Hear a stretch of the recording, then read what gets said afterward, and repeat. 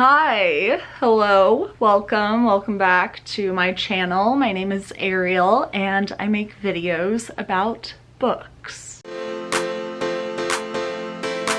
So this is the start of a little series that I have decided to do every month, which is reading Jane Austen's works in order and like watching adaptations of said works. So it is February and I'm starting this with Jane Austen's teenage writings. That is what this one is. So I wanted to start her works and read them chronologically. Right now I've only read Emma and Northanger Abbey, and then the play of Pride and Prejudice. The play version of that I was in, but I haven't actually read it. So I was like, let me read all of them, but in order. So this is the first little collection we have. She started writing at like 11, and these are just random snippets, little short stories or unfinished novels that she did at a young age that were never published. And yeah, I've been going through it. I am already done with the first volume, which took place, what time? The first volume has pieces that she wrote like early on, like 11, 12. And I just finished it. So I want to go over some of, I don't know, the parts that I found interesting. And first, I want to talk about this edition because I love it. I don't have any of these Oxford World Classic editions, but I think that they're very handy and good. This one I like because it has a chronology of Jane Austen's life and then also of her writings, like what was first written to what was last, and that works very well with this video because I'm going to be focusing on her works in order. And yeah, it gives you like a whole outline of her life. And I didn't know this, but she was never married, which is insane because she writes all of these like love stories and then she was never married. And I don't know, that makes me feel sad, bad, weird. I don't know what to think about that. I feel sad for her. Like, did she want to be married but just was never asked? And so then she just wrote about it. I don't know. That just feels, I don't know, that makes me sad. But yeah.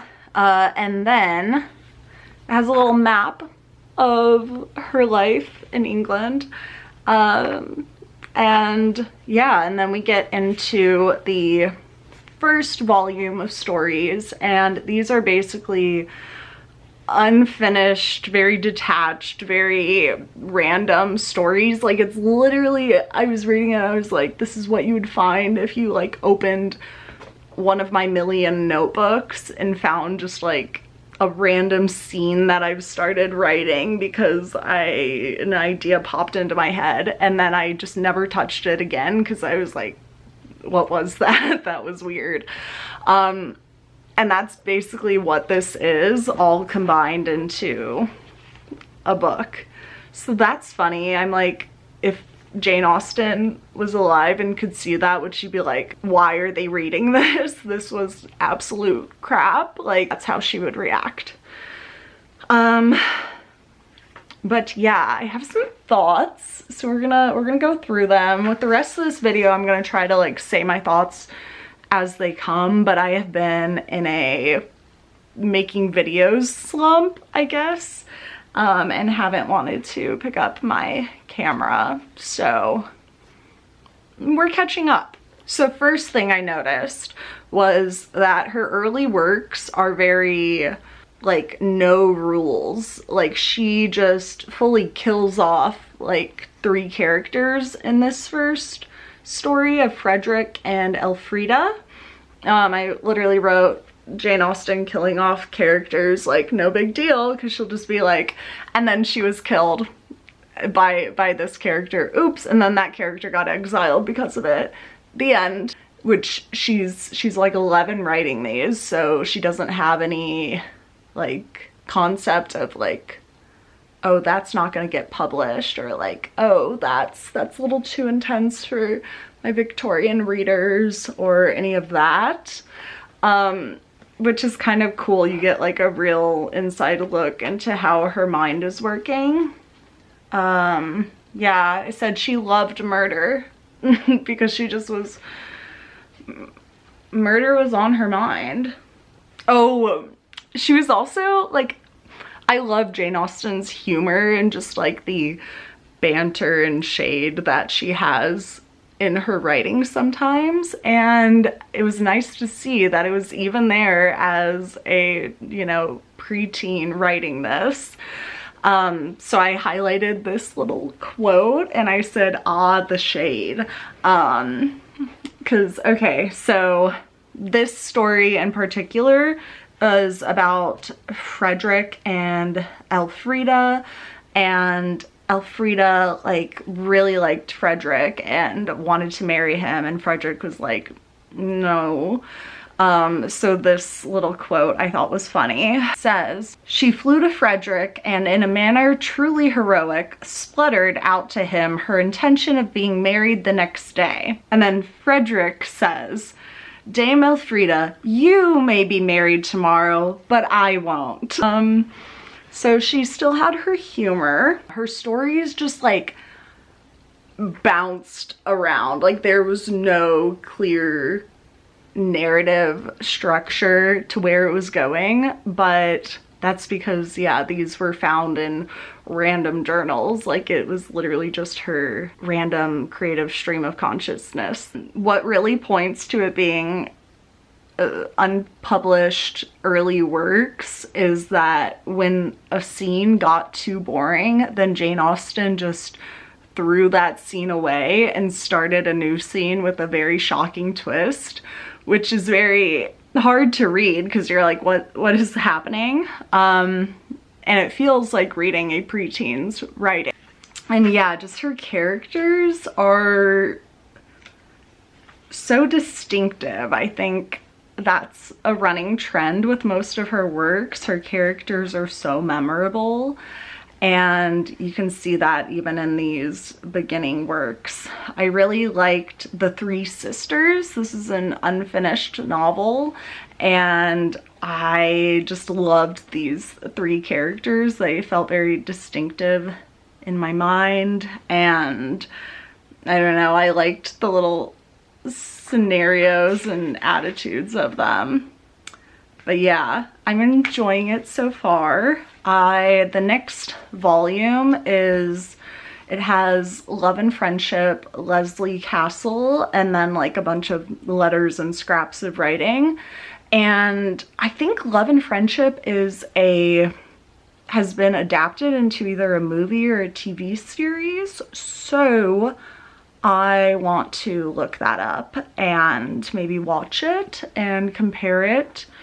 I don't know, maybe Leslie Castle has as well, because I've heard that. I hadn't really heard of anything from the first collection other than The Beautiful Cassandra, which is like just a literal tiny tiny little chapters that's like 3 pages long.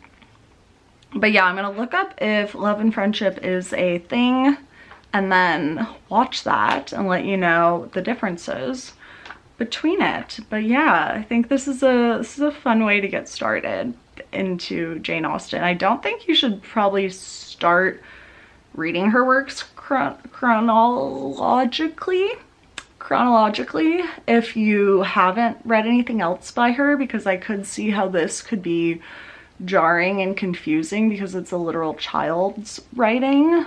But if you're like me and you've read some things and you're like, I know I like her writing, I want to see where it all began, I think this is a good addition to pick up.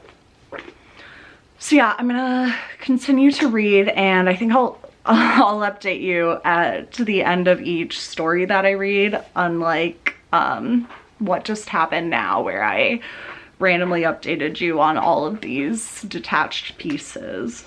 So yes, yeah, welcome to this video, and welcome to the beginning of Jane Austen's literary works.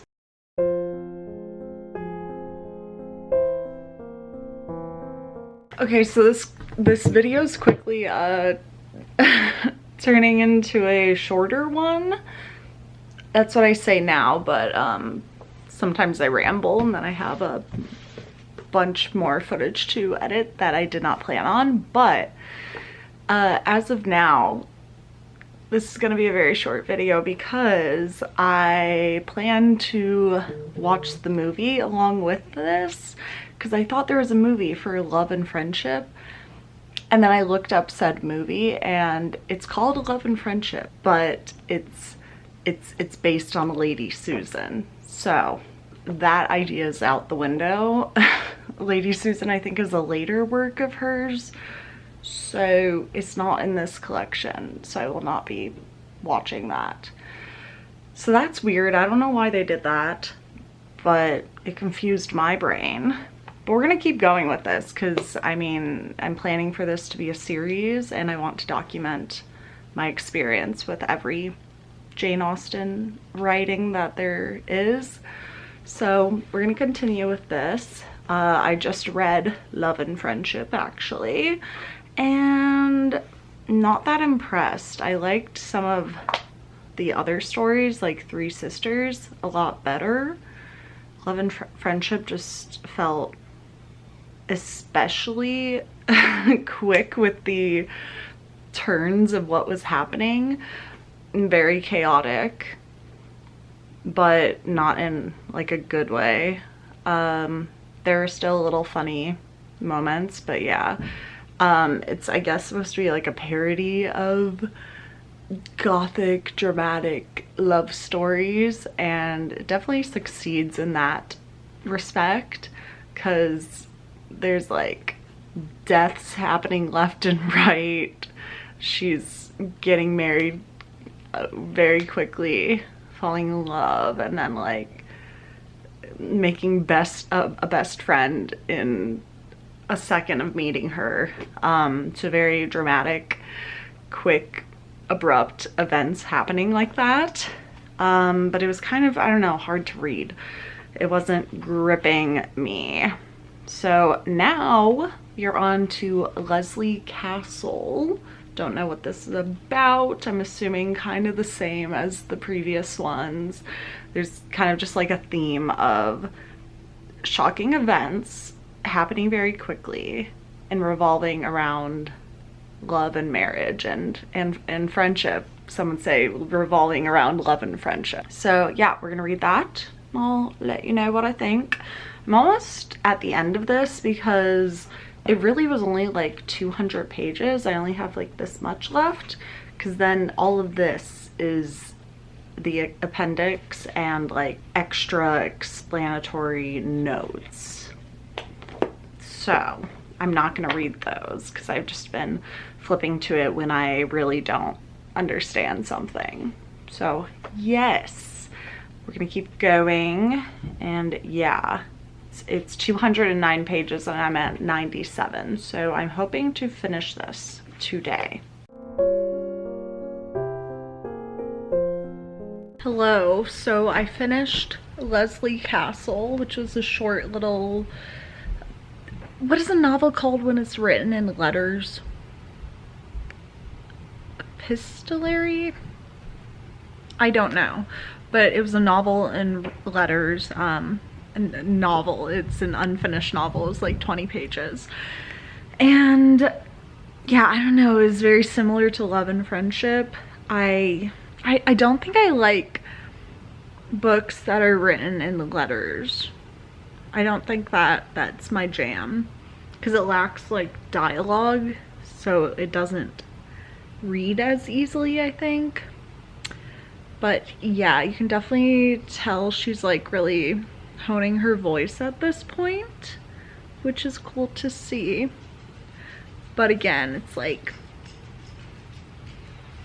nothing too special. Oh, my dog's coming. Now we're getting towards the end of this book. But again, Leslie Castle was just filled with like absolute chaos. Like, this young Jane Austen has no filter in her writing. Deaths left and right again, and like rushed relationships, which I don't know, might be like a satirical thing about, you know, society at the time, because that I don't know, the melodrama of the works written at that time, but I don't know enough about that era of literature. But I'm thinking, I don't know, girly loves her satire, so I think it might be that.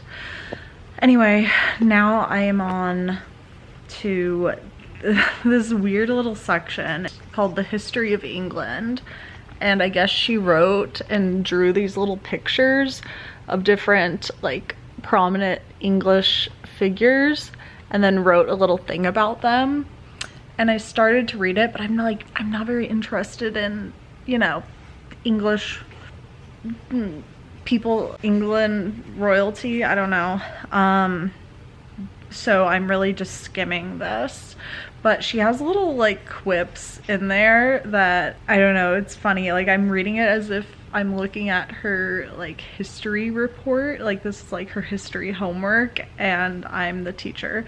And I would give her an A++ because, you know, great writing, cute little pics, and she has interesting spins on it. Okay, I was skimming through the rest of the history of England and I got to two women, Mary and Elizabeth, and I love how she describes them. Like, she's letting all of her emotions, her thoughts go and putting them down on paper. So Jane obviously really hates Queen Elizabeth, the Queen Elizabeth I.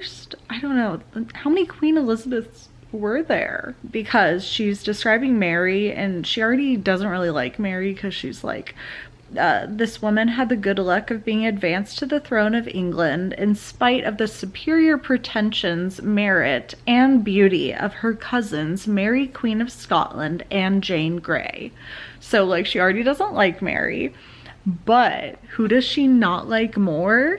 Elizabeth, because listen to what she says. Nor can I pity the kingdom for the misfortunes they experienced during her reign, since they fully deserved them, for having allowed her to succeed her brother, which was a double piece of folly, since they might have foreseen that she would die without children.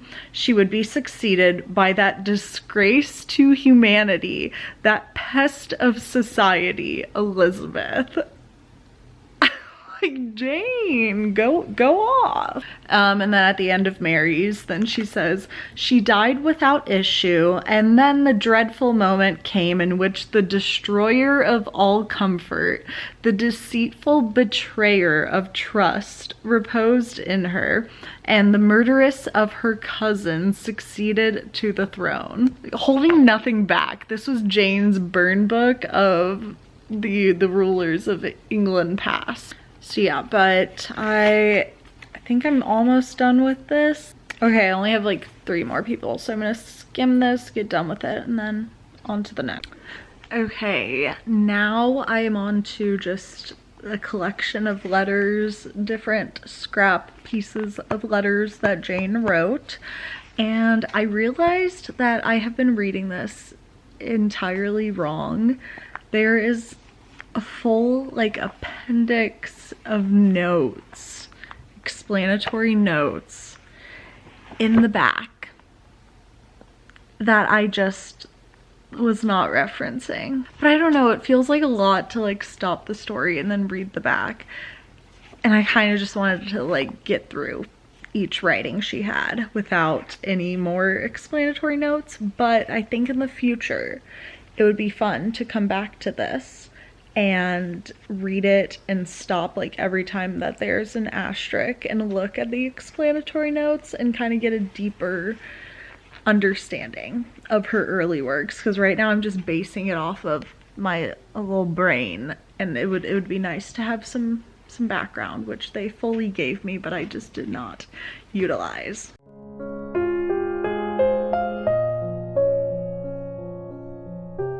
Hello. So I have finished this book. Where did we leave off? At the letters. Okay, there were some letters that were like short little snippets that kind of added up to a tiny story of like courting and that whole business of the 18th century, 19th century. That was okay. And then there was Evelyn, which I kind of liked that story. It was very different because, I don't know, it kind of had like fantastical elements because the town, like everybody in it is perfectly healthy and perfectly like sound of mind. So it was interesting to see Jane Austen kind of experiment with that because all of her stories are very realistic. Also, there was Kitty, or the Bower, or Catherine. The name is like, Jane did not know what to name it. And that was probably good because that was a boring story where nothing happened, and I'm glad it did not get published. But a funny thing with that is in her little dedication, then she says, this is why I love Jane Austen, because of this line in her dedication. She says, I take the liberty of begging the same exertions in favor of the following novel, which I humbly flatter myself possesses merit beyond any already published, or any that will ever in future appear, except such as may proceed from the pen of your most grateful, humble servant, the author. And I'm like, she really wrote Emma as herself, like, and I love Emma. So that's why I think I would love Jane Austen. We would be the best of friends because I just love it. She's like, I'm the shit and no one can deny it. And you know what? You are correct, Miss Austen. It's the end of that. Overall thoughts. It was interesting to kind of see her get her footing for her style of writing. It's still, the tone is very much her, very much like straight to the point, and not straight to the point, but like says her feelings very out in the open without any filter, I guess, for women at that time, which I love. And yeah, these stories were sometimes kind of insane and very like change up from like paragraph to paragraph, but very interesting nevertheless. And yeah, I'm glad I read this. Do I think you should read it? No, unless you want to make your way through all of her works, then like sure, do it. It's kind of fun to see what she was like in her very early years, but I would say do not start with this because overall it is written by like a 13-year-old and you can tell. So those are my thoughts. The end. Thank you for watching, and I hope you have a good rest of your waking hours and good next day as well. And a good sleep. All right. Bye.